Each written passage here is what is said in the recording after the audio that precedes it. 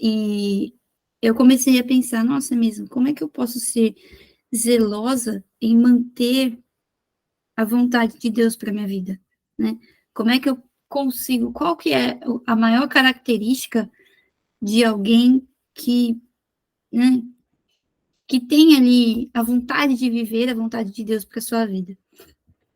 Hoje nós vamos dar uma voltinha na Bíblia, nós vamos mais para o Velho Testamento, mas também vamos passar ali pelo Novo. E eu tenho dois exemplos aqui, separei dois exemplos de dois homens que eles já sabiam a vontade de Deus, assim como nós hoje sabemos. Como assim, Kézia, a gente já sabe a vontade de Deus? Nós já conhecemos as promessas de Deus que estão na Bíblia. Mesmo que nós não... eu nunca li a Bíblia inteira, eu nunca li a Bíblia, né, de Gênesis a Apocalipse, mas o que está escrito, eu, Kézia, se alguém tiver uma opinião diferente, pode falar, pode abrir. Mas eu, Kézia, vejo que nós podemos ir à vontade de Deus em um só versículo da Bíblia, né? Vamos lá, em Jeremias, deixa eu ver se está aberto aqui, nós vamos lá em Jeremias 29, versículo 11. Acho que todo mundo aqui conhece esse versículo. Mas, no meu entendimento, né, que é um devocional aqui, e é o meu devocional, no meu entendimento, a vontade de Deus pode ser resumida nesse versículo. O que que diz lá? Diz assim: é Deus falando para seu povo através de Jeremias. Porque sou eu quem conheço os planos que tenho para vocês, diz o Senhor. Planos para fazê-los prosperar e não de causar dano. Planos de dar a vocês esperança e um futuro. Ou seja, nós sabemos que a vontade de Deus, o final é bom. Essa é a vontade de Deus. Que no final dê tudo certo. Que no final Jesus volte para buscar a sua igreja. Que no final, né, a vida triunfe sobre a morte. Que no final não haja mais choro, não haja mais ranger de dentes, mas que haja, né, paz, que haja harmonia, que haja prosperidade, esperança, né? Que haja um futuro ali eterno com o Pai. Essa é a vontade de Deus. Ou seja, o final da vontade de Deus, né, em resumo, nós já sabemos. Mas o que nos pega não é nem o começo, nem o final, é o meio. O que nos faz cair, o que nos faz tropeçar, né, como diria o Aguinaldo, trupicar, o que nos balanceia não é... Vou dar um exemplo aqui para vocês. Por exemplo, eu estou na areia ali, com os pés firmes. Esse é o meu início, estou na areia. E eu tenho uma ilha para chegar. Eu preciso chegar lá, por exemplo, na Ilha do Mar Virado, aqui, né, de Ubatuba. E para isso eu preciso percorrer um caminho. Então eu sei onde eu vou chegar e eu sei que lá no final vai ter algo bom. Eu sei que lá no final eu vou ficar com os meus pés firmes de novo. Mas no meio do meu caminho, né, eu posso passar por muitas situações e o barco vai ficar assim, ó, né? E essa é a nossa vida. Com Cristo, essa é a nossa vida. Né? Então, nós temos ali o começo e o final, que já é o esperado. Nós já sabemos como começa quando nós aceitamos a Cristo. E quando termina, quando nós encontramos a Cristo face a face. Mas e o meio? Que é o inesperado, né? Que é aquilo que nós não sabemos, nós não conhecemos. E aí eu quero falar com vocês hoje, primeiro, do exemplo de José, que foi o exemplo que eu usei no último devocional. E eu sempre gosto de ver os meus devocionais antes, né? Eu amo ler meus devocionais, assim, é terapêutico para mim. E uma coisa que eu anotei aqui, deixa eu ver, cadê? Diz assim: José sonhou com o resultado, mas não conhecia o caminho. E foi exatamente isso que sabe, quitou o meu coração. Tipo assim, você já conhece o resultado, você sabe que a promessa de Deus é boa. No final, é bom. Mas o caminho que você vai percorrer, você não conhece. Nós não conhecemos, né? O único que conhece é Deus. E isso é muito bom, mas isso assusta um pouco, né? Por mais que nós digamos assim, eu confio em Deus, sei que Deus está cuidando de mim, que Deus está cuidando da minha família, de que Deus não vai permitir com que nada aconteça, nada que eu não suporte. Mas enquanto nós, pensa comigo aqui, a gente sempre diz, Deus não me deixa passar por nada que eu não vá suportar. Amém. Aí vem uma luta que parece que você não vai suportar. Essa é a primeira palavra que vem à sua mente? Se for, glória a Deus. Amém. Que assim seja. Mas, na maioria das vezes, não é. Na maioria das vezes, a gente até esquece dessa palavra, né? Quando vem uma luta, uma adversidade, a primeira coisa que vem na nossa cabeça, às vezes, é o meu socorro vem do Senhor. Ou seja, Senhor, eu preciso de ajuda. Senhor, eu preciso de socorro. Senhor, eu não estou conseguindo. Para mim, não está dando, né? Então, vamos lá em Gênesis. Vamos ler um versículo só. Em Gênesis 45, 5. Eu creio aqui que todos conhecem a história de José, mas só para resumir. José primeiro teve os sonhos, né? Ele era o mais próximo ali de seu pai, pode-se dizer o favorito de seu pai, entre aspas, Jacó, mas ele era o mais próximo porque ele era o mais temente a Deus e a Jacó, né? E ele teve 2 sonhos ali, alguns dizem, José cometeu um erro por contar para seus irmãos a respeito do seu sonho, mas não, tudo fazia parte dos planos de Deus, né? Deus sabia o que ele estava permitindo que acontecesse. Então, primeiro José sonhou, se eu não me engano, com os feixes de trigo, né, que eles estavam ali juntando trigo, e aí o dele sobe, o dele se eleva, e os irmãos dele se curvam diante dele, e depois ele sonhou com os astros, e acontecia a mesma coisa. Um astro se elevava, que era José, e os irmãos dele, sua família inteira, se curvava diante dele ali. Né? Alguns dizem, como eu falei, que foi um erro, né? Até usam aquela... Eu esqueci a palavra agora, mas até falam, você não deve contar para os outros os sonhos que Deus deu para você, mas às vezes contar para os outros é exatamente o caminho que vai nos levar até lá, né? E imagina na cabeça de José, às vezes eu sonho, às vezes Deus me dá alguns sonhos, e, por exemplo, o sonho que eu disse no último devocional, a respeito do tobogã, nossa, eu fiquei, assim, com a cabeça a milhão, Kézia, sabe? esse seu sonho do tobogã vira e mexe, agora tá virando meu... Como é que eu posso falar? Faz parte da minha vida agora. Sempre que eu tenho uma decisão, vem na minha cabeça um tobogã. Tipo, Deus, me mostra para qual lado que eu tenho que ir. Eu já imagino o tobogã. Glória a Deus, cara, glória a Deus. E comigo também, desde que eu tive esse sonho. E aí ficou na minha cabeça, sabe? E aí você imagina naquela época um rapazinho, né, que ele era um jovem. Imagina José pensando como que aquele sonho, porque era uma promessa de Deus, né? Como em Jeremias, era uma promessa de Deus. Ele sabia o final, ele sabia que aquilo ia acontecer. Imagina o tanto de possibilidades que ele não imaginou que aconteceriam. Eu vou, sei lá, é que não existia Davi, né? Mas se existisse, ele podia, você como Davi, você é ungido rei. Vai chegar um profeta aqui, vai me ungir rei. Ou então eu vou me tornar um grande guerreiro. Ou o meu pai vai me dar a bênção da primogenitura e eu vou estar acima de todos os meus irmãos. Mas foram inúmeros, tenho certeza. José, como ser humano, teve inúmeros pensamentos de como ele chegaria naquele resultado, né? E, muito provavelmente, eu acho que ele nunca pensou, tenho quase certeza de que ele nunca pensou de que ele seria vendido como escravo, de que ele iria para a prisão, né, de que o povo passaria fome, e etc., para que aquele sonho se realizasse, né? E talvez ele, no meio do caminho, ele até se lembrasse daquele sonho, ou talvez não, que é o que muitas vezes acontece conosco, né? Muitas das vezes Deus nos dá um sonho, Deus nos dá uma promessa. Ele diz assim, olha, vai acontecer tal coisa. E aí a gente fica pensando, mas será que agora? Não, ainda não foi. Tá, mas e agora? Agora vai. Agora eu vou, sabe? Pode falar, cara, fica à vontade. Desculpa interromper de novo. Não, é que você falando disso me lembrou do meu parto, assim.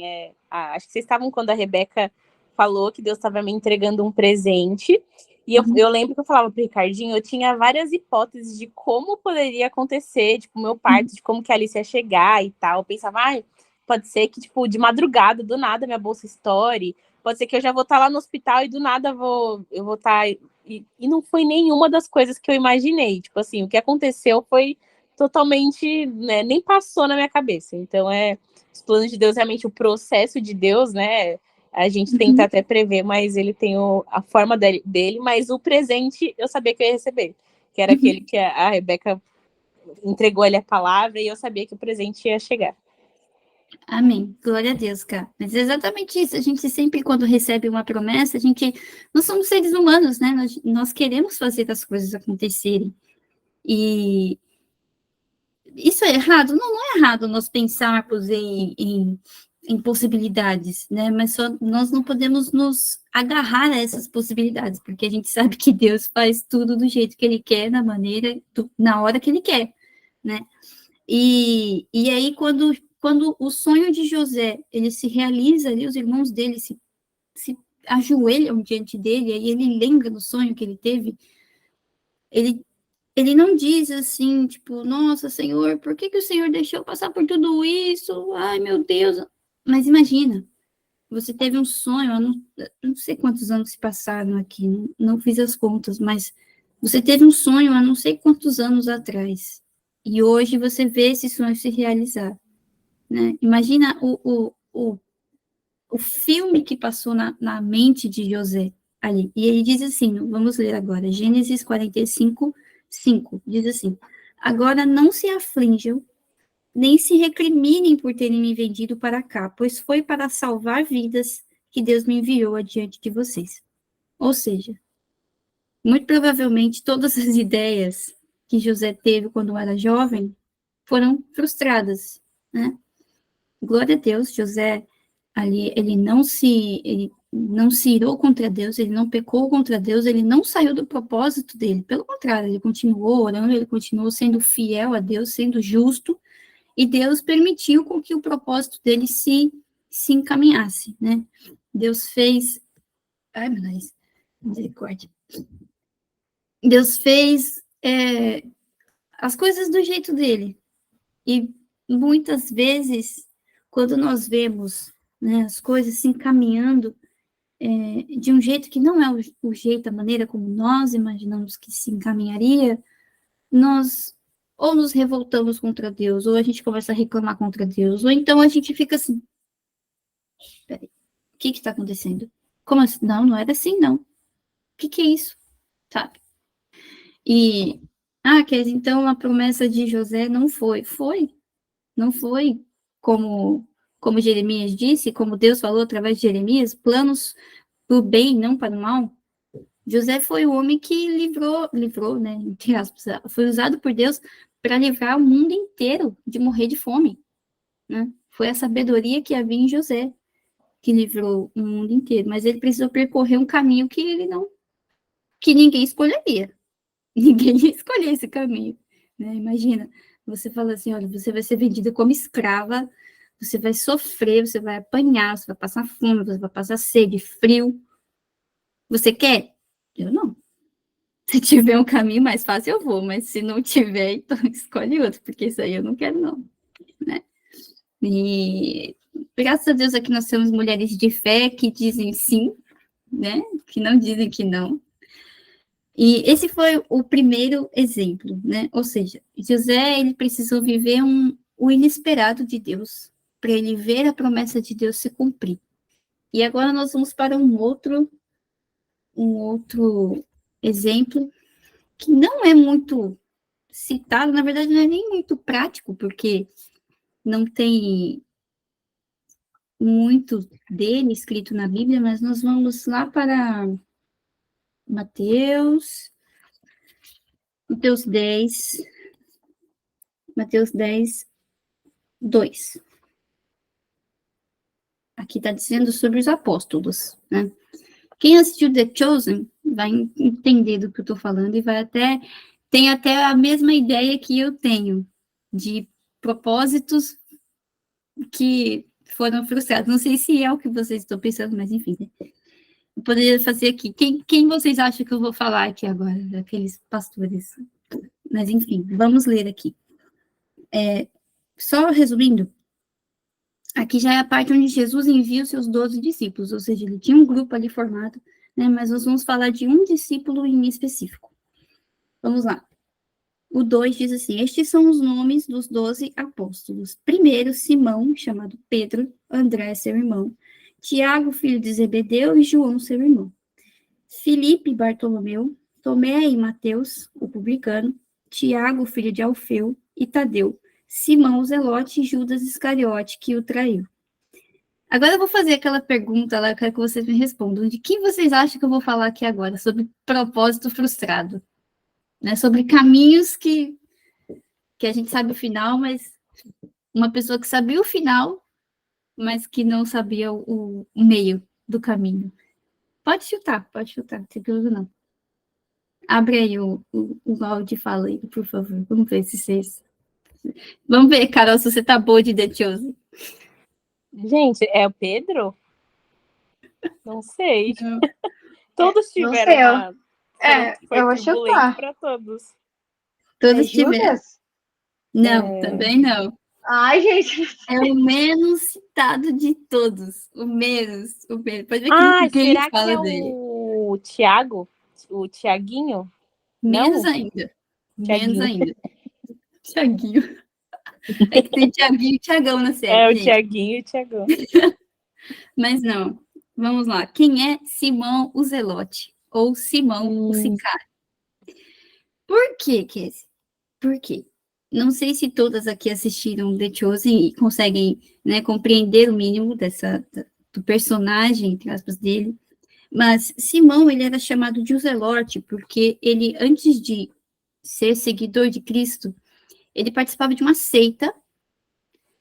Era uma seita, hoje nós consideramos e entendemos que é uma seita, mas ele era um fariseu, simples assim, ele era um fariseu, e ele acreditava que quando o Messias viesse, o Messias libertaria Israel do poder de Roma com a espada. Essa era a crença dele, né? Então, eles faziam parte de um grupo secreto, como se diz assim, soldados de elite, né? Mercenários, e vocês podem pesquisar depois. Até isso me chamou muita atenção, porque eu não fazia ideia. Antes de assistir The Chosen, eu não fazia ideia do que era um zelote, do que era um sicário. E como eu gosto de coisa de ação, então eu já fui logo pesquisar. Mas ele imaginava na mente dele, não somente dele, mas na mente de todos aqueles que faziam parte da seita, né? Jesus viria como um soldado, Jesus viria fortão, assim, sabe? Grandão com a espada, ia sair dando espadada em romano e pegar César pelo pescoço, sabe? Colocar César no Pilatos e todos eles na cruz lá, ia fazer um reboliço, ia fazer uma revolução, assim, uma revolução como nós podemos ver com os olhos humanos, né? E em The Chosen, aliás, assistam a série The Chosen, gente, assistam.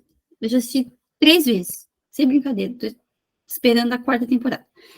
Mas, na série, quando ele encontra Jesus, eu não sei se é verídico ou não, como foi relatado na série, mas quando ele encontra Jesus, ele estava em uma missão, né? Ele estava ali para matar ele foi designado para acabar com a vida de um romano.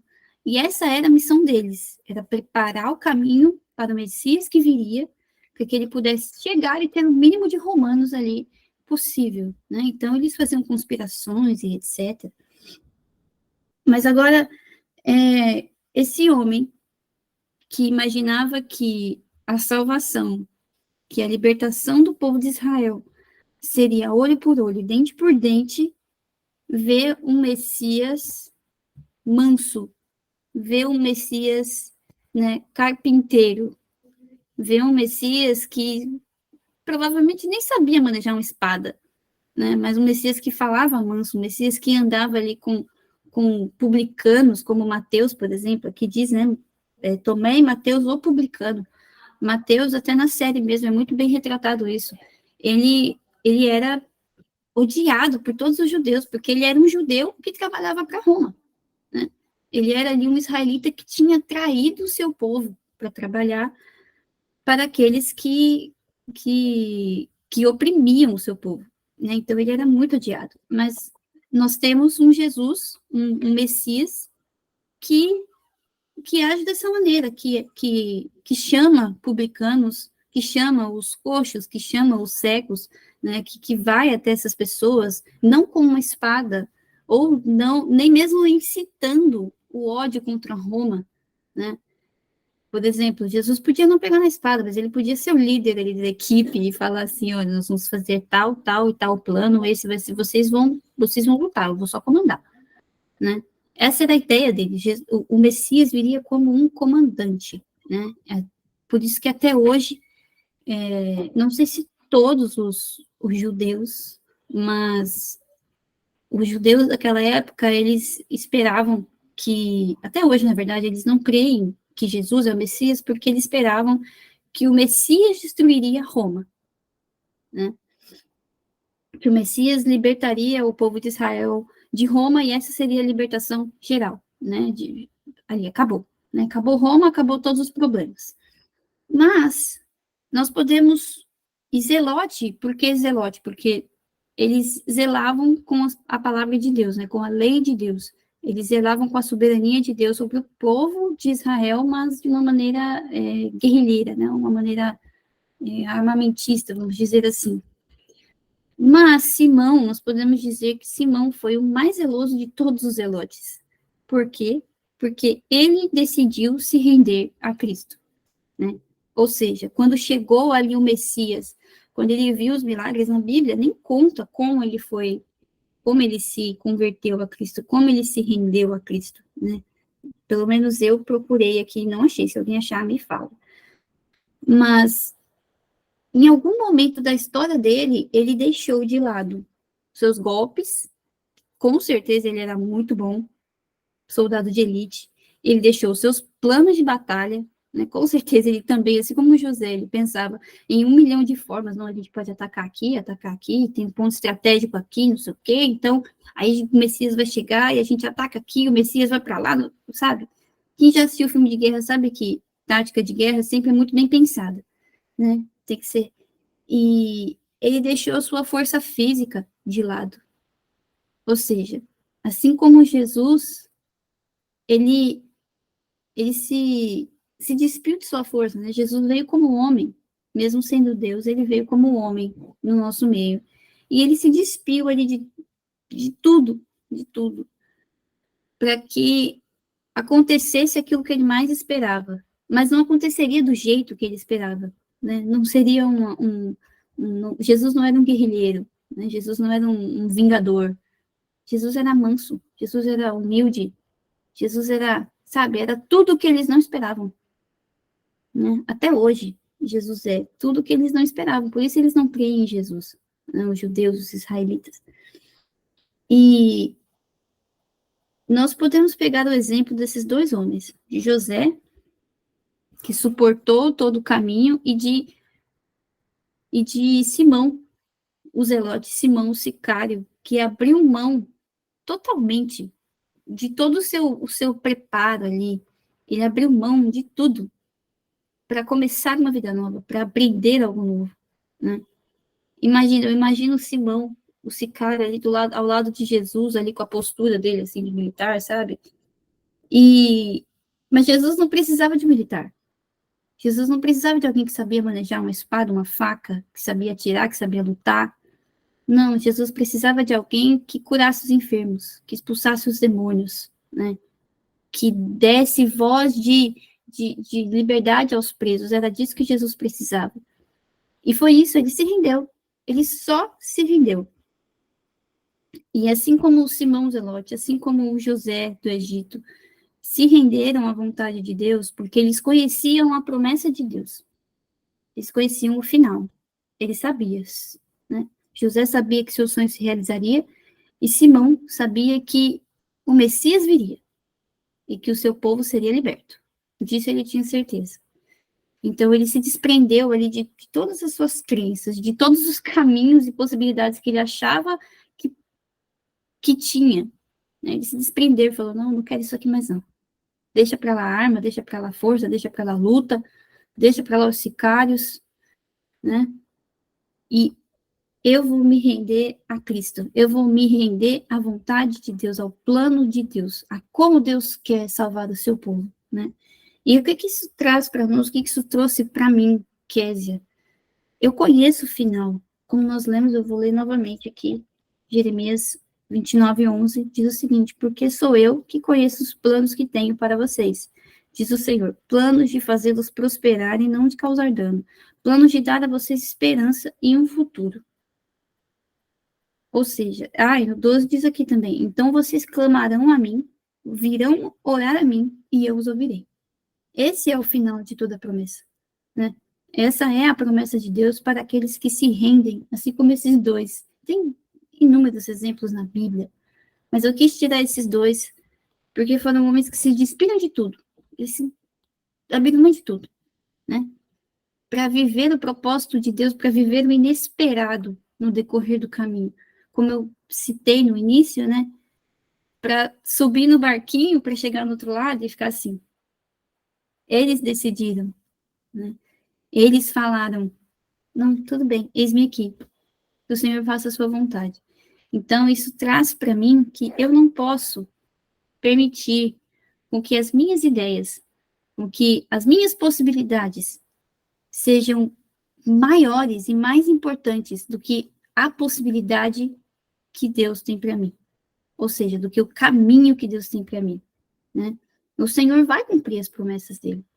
Então, independente se eu estou passando por um caminho menos difícil, mais difícil, se as coisas não estão aparentemente indo do jeito que eu gostaria, mas eu preciso me despir todos os dias de mim mesma, abrir mão de mim mesma todos os dias, para falar, Senhor, eu conheço o final. Eu sei que o final vai ser bom. Eu sei que o final é de prosperidade, né? E isso não somente no céu, não somente na Nova Jerusalém, né? Quando nós partimos dessa para Nova Jerusalém, mas aqui nessa terra também, né? As lutas, elas não duram para sempre, elas não duram a vida inteira.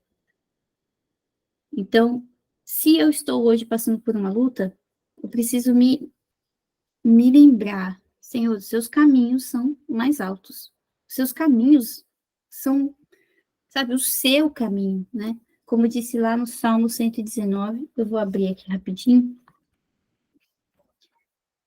Salmo 119, 37, diz o seguinte: desvia os meus olhos das coisas inúteis e faz-me viver nos caminhos que o Senhor traçou, nos caminhos que traçastes para nós.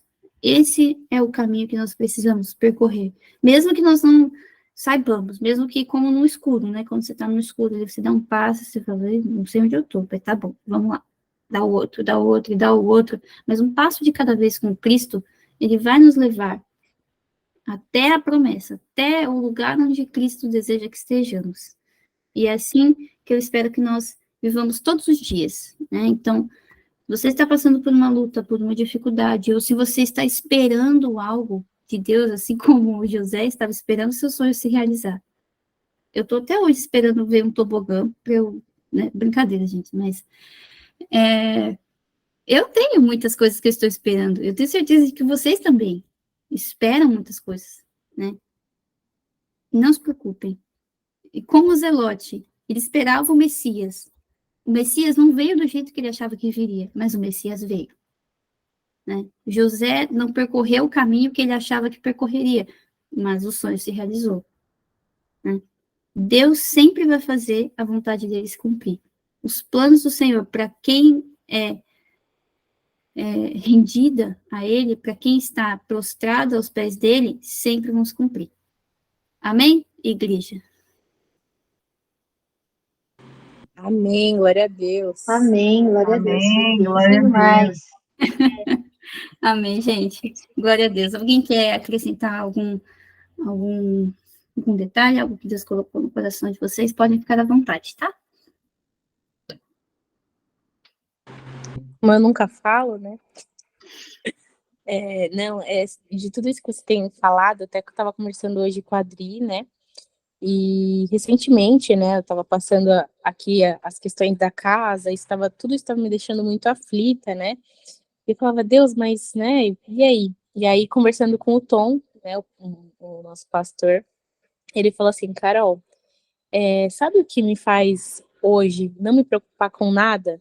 Assim, que não me deixa preocupado? Eu falei, o quê? Ele falou, eu passei a buscar entender mais sobre a soberania de Deus, estudar e ir a fundo sobre a soberania de Deus. E quanto mais a gente entende que o nosso Deus é grande, que o nosso Deus é poderoso, que o nosso Deus ele tem o controle de todas as coisas nas mãos, que o nosso Deus é conhecedor do futuro, né? Mais a gente descansa, mais a gente entende que o processo faz parte. E ele falando isso, há 2 meses atrás, ele estava desempregado. Tipo, e a esposa dele também. E, de fato, eu via ele em paz.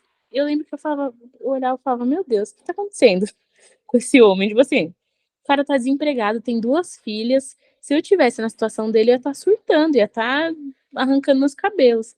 E ele falou, em tudo eu tenho buscado entender a soberania de Deus no momento do desespero, da aflição. Deus é soberano, Deus é grandioso, né? E a gente esquece a dimensão desse Deus tão grandioso, esse Deus que deu o sonho para José e que deu o processo para ele também. E até uma vez também eu falei aqui já falei algumas vezes, né, no devocional, que o mais que vencedor é a pessoa que venceu e que no processo ela aprendeu.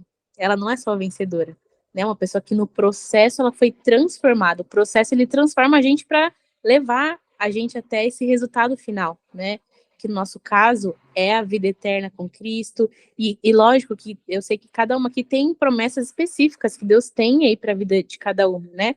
E nesse processo, para a gente chegar nesse lugar, Deus ele tem, de fato, que trabalhar em nós muitas coisas para a gente chegar nesse lugar. Então, queria só acrescentar essa questão mesmo da soberania de Deus, que basicamente foi tudo que você falou, né? Que é a gente entender essa soberania do nosso Deus. Amém. Glória a Deus. Mais alguém? Dou nenhuma? Brincadeira, gente. Fique à vontade. Amém. Nossa, a palavra falou muito comigo. Realmente, eu acho que a gente tem que confiar nos processos do Senhor, mesmo que pareça muitas vezes tão difícil, né? De tipo assim, é fácil a gente falar assim, não, isso aqui eu vou tomar conta, deixa comigo, Senhor. E não, a gente tem que entregar tudo nas mãos do Senhor e dizer para ele, Senhor, o Senhor está no controle, eu vou confiar no seu processo, mesmo que doa, porque imagina José, né? Eu fiquei imaginando. Ele tem um sonho, aí fala, nossa, que sonho é esse? Aí do nada, né? A vida dele vira de ponta cabeça, é preso, várias coisas jogado num poço e os próprios irmãos vendem ele e aí depois ele entende no final o processo de tudo aquilo. Também eu lembrei da história de Esther, né? Esther também passou por todo aquele processo, foi rainha, e aí o povo dela começou a sofrer, e aí Mardoqueu fala para ela, né? Será que não foi para isso? Para esse tempo que o Senhor te chamou, né? Para libertar o povo. E ela viveu esse processo e confiou no Senhor, né? Então, tudo tem um propósito e vale a pena confiar na vontade do Senhor.